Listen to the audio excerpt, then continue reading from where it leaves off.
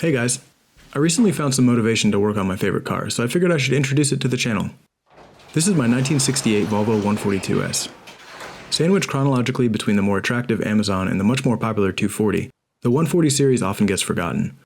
That might be why I like it so much. It's boxy like a Volvo should be, but still has some leftover 60s style. Mine is what a lot of people would call a survivor, in that it's got mostly original paint and its fair share of dings, scratches, and general wear. Patina, if you will. It also has some cool wheels from a Ford Crown Vic, and the interior is a pretty nice place to be. My favorite part, though, is the big old turbo.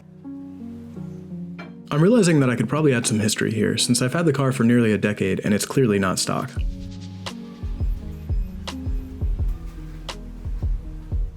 A friend and I pulled this car out of a field in 2015, and I spent a few months getting it running the way it should and more or less daily driving it.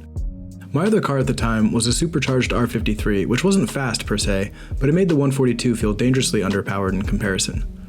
So I built up an 8-valve Volvo B23 FT. The T stands for turbo. I threw the engine in, did some suspension work and wheels, and let me tell you, it absolutely ripped. For a few years, this car and I drove all over California making turbo noises and enjoying its new lease on life.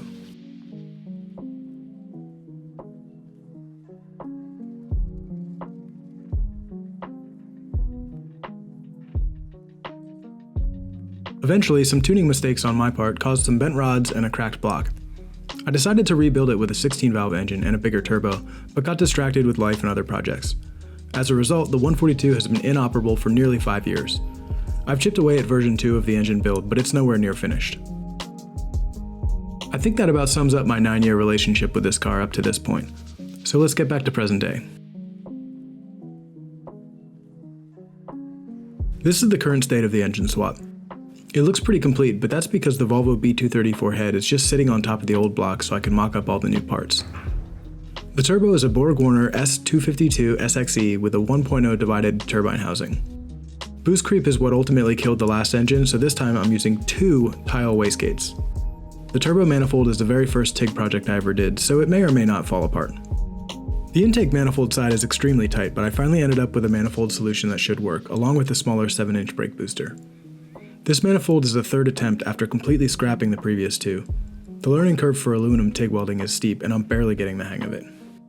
Between the short intake runners and the big turbine housing, I'm hoping I can push the red line towards 8,500 RPM. To help with airflow and charge cooling, I made this intercooler with a Mishimoto 3.5-inch core.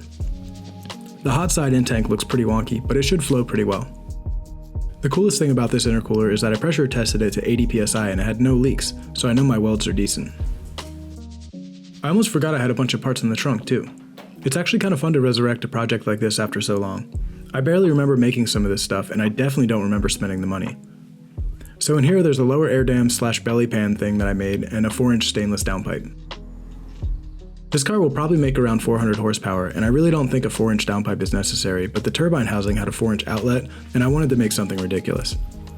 Here you can see where the 2 wastegates will tie back into the downpipe, then it tapers back down to 3-inch to meet up with the existing exhaust. Also in the trunk is the main fuel pump inside its little surge tank. The original engine had carburetors, so I had to devise a system for fuel injection. A low-pressure, high-volume lift pump sends fuel from the stock tank up to this pump, then to the engine and back to this tank. I think those are the main things I've done for the engine swap so far. Now I need to have the head rebuilt and strip down the block to grab a few parts for the new build.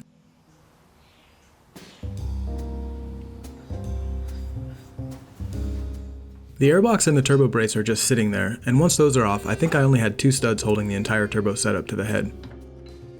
It's not light and it's cantilevered pretty far out there, so I'm hoping that the brace will help when everything is bolted down.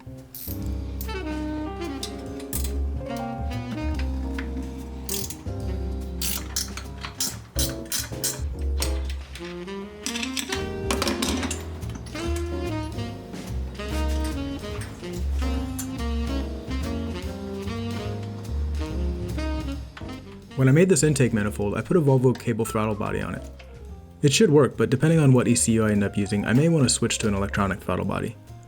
I have no experience with programmable ECUs or tuning or any of that, so I'm hoping that by the time I get to that point, I can lean on you guys for some advice.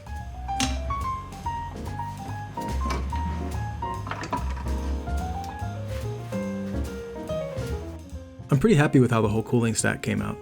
I I had to cut away a lot of the stock radiator support, so I made these two square uprights that go from the bottom of the engine bay up to support the hood latch panel. And obviously the radiator, intercooler, and oil cooler are all mounted to these supports. The radiator is from Summit Racing, and I welded the mounting tabs onto it.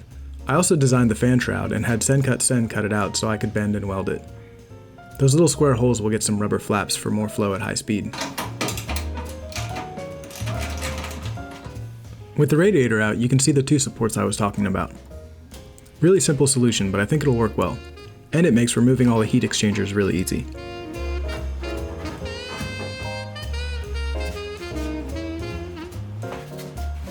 The oil cooler is from a Volvo 240, but I cut off the stock fittings and welded some Dash 10 fittings on it.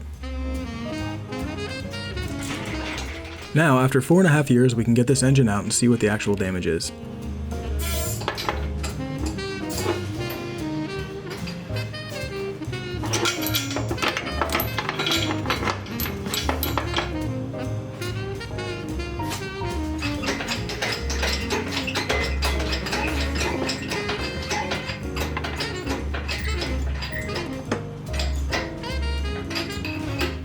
The motor mounts were fighting me a bit, and that's because I made them myself out of suspension torque rods from a 240.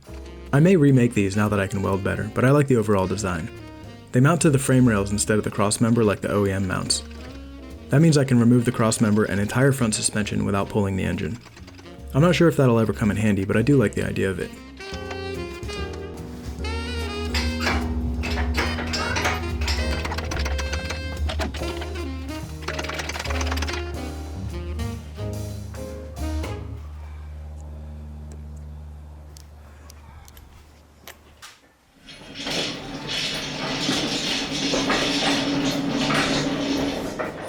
Like I said earlier, there are a few things we need to take off the old engine to use on the new one.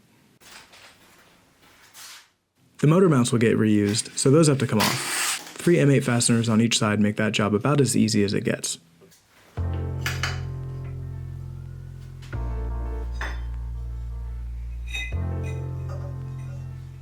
Obviously the head has to come off too, so we can bring it to the machine shop to be cleaned up and checked over. Hopefully we can get away with just some new valve guides and don't have to pony up for new valves too. This is a 2-piece head with the cam carrier being separate from the actual valve piece. I've never messed with a head like this, and I kinda wish it was just a big solid chunk of aluminum like the old Saab 900 heads are. The Volvo 16 valve head is supposed to flow really well, and I've heard rumors that either Porsche or Cosworth helped with the design of it, so maybe we can thank them for this silliness.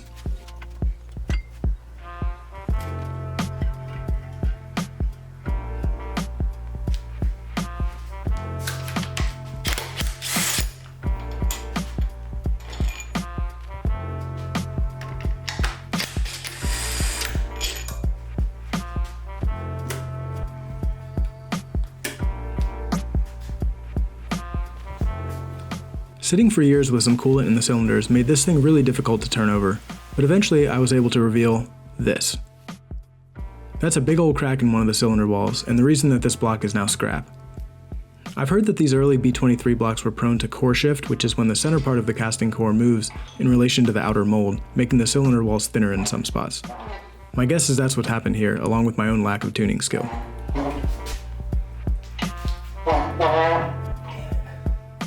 Speaking of lack of skill, somebody forgot to drain the oil, and I just dumped it all over the floor. You may think this is out of character for me, but in truth, it's pretty on brand. Guess I gotta drain the oil. When I finally did get the oil out, it was clear that a bunch of coolant had gotten through that crack and drained down into the crankcase.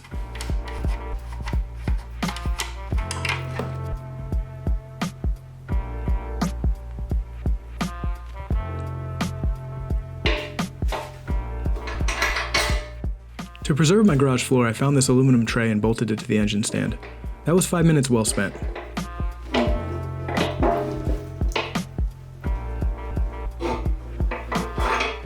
The other two things we need are the oil pan and the oil pump. The pan is from a B18 engine, which is what came in the 142. Since we're mounting the B230 straight up and down instead of slanted like it would be in a 240, this pan puts the oil sump parallel to the ground. For the same reason, we need to use this Melling M181 pump, which has been shortened and angled to fit the flat pan.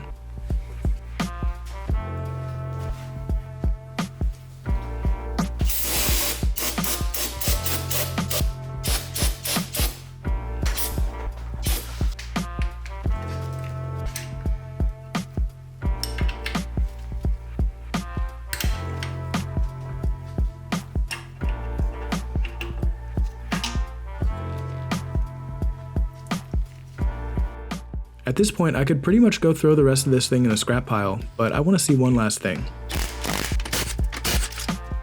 Earlier, I noticed the piston tops were all at slightly different heights at top dead center, which as far as I know can only mean one thing. These rods are bent. The B23 has what are said to be the strongest OEM Volvo rods, and by all measures they're pretty stout. Unfortunately, I think I was throwing too much boost at them too early in the RPM range and they just couldn't hang on.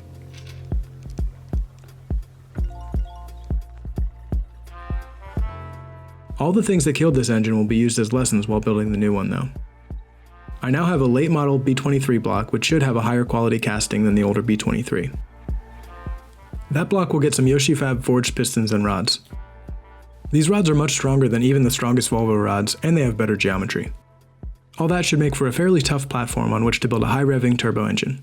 And I'm excited about that because I've been lacking a boosted car for a long time.